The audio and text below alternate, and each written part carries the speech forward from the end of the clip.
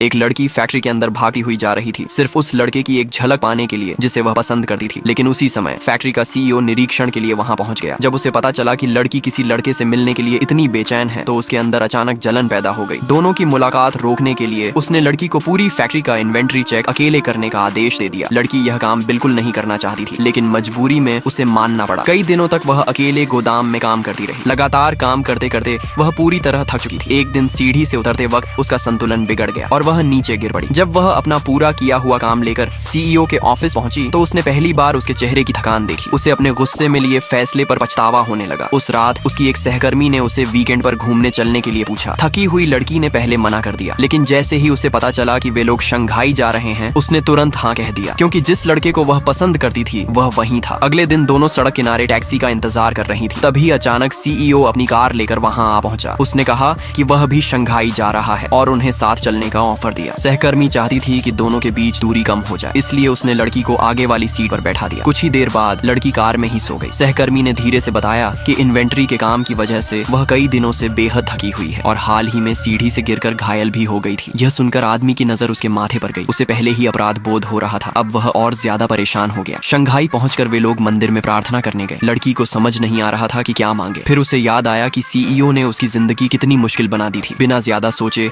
उसने मन ही मन एक बद्दुआ मांग ली। उसने दुआ की कि वह आदमी उसकी जिंदगी से हमेशा के लिए गायब हो जाए। उसी समय लिन युसेन सड़क पार कर रहा था। तभी उसने देखा कि एक तेज रफ्तार मोटरसाइकिल सीधे एक बुजुर्ग आदमी की तरफ बढ़ रही है। वह तुरंत दौड़कर बुजुर्ग को धक्का देकर बचा लेता है, लेकिन खुद हादसे का शिकार हो जाता है। अगले दिन ऑफिस की मीटिंग में लड़की को पता चला कि सीईओ का एक्सीडेंट हो गया है। ये सुनते ही उसे लगा ये सब उसकी बद्दुआ की वजह से हुआ है। जब बॉस ने कहा कि किसी को सीईओ के घर जरूरी डॉक्यूमेंट्स पहुंचाने होंगे तो सबसे पहले उसी ने हाथ उठाया। वह अपने की का प्रायश्चित करना चाहती थी। वह टैक्सी लेकर सीधे उसकी विला पहुंच गई। दरवाजा नौकरानी ने खोला, लेकिन अंदर जाने की हिम्मत लड़की में नहीं थी। जब उसने सुना कि हादसा इतना गंभीर था कि अब वह ठीक से चल भी नहीं सका तो उसका दिल और भारी हो गया। उसने नौकरानी से कहा कि वह डॉक्यूमेंट्स अंदर दे दे और खुद चुपचाप वापस जाने लगी। लेकिन तभी लिन युसेन ने बाहर किसी की आवाज सुन ली और उसे अंदर बुला लिया। जैसे ही उसने लड़की को देखा उसकी आंखों की खुशी छिप ही नहीं पाई। उसे थोड़ा और रोकने के लिए उसने कहा, तुम लिविंग रूम में इंतजार करो, मैं पहले डॉक्यूमेंट्स देख लेता हूँ। लेकिन वह जानबूझकर पूरे 2 घंटे तक वहीं बैठा रहा। फिर उसने उसे और भी नए डॉक्यूमेंट्स की लिस्ट पकड़ा दी। आगे का पार्ट देखना है तो कॉमेंट में यस लिखो।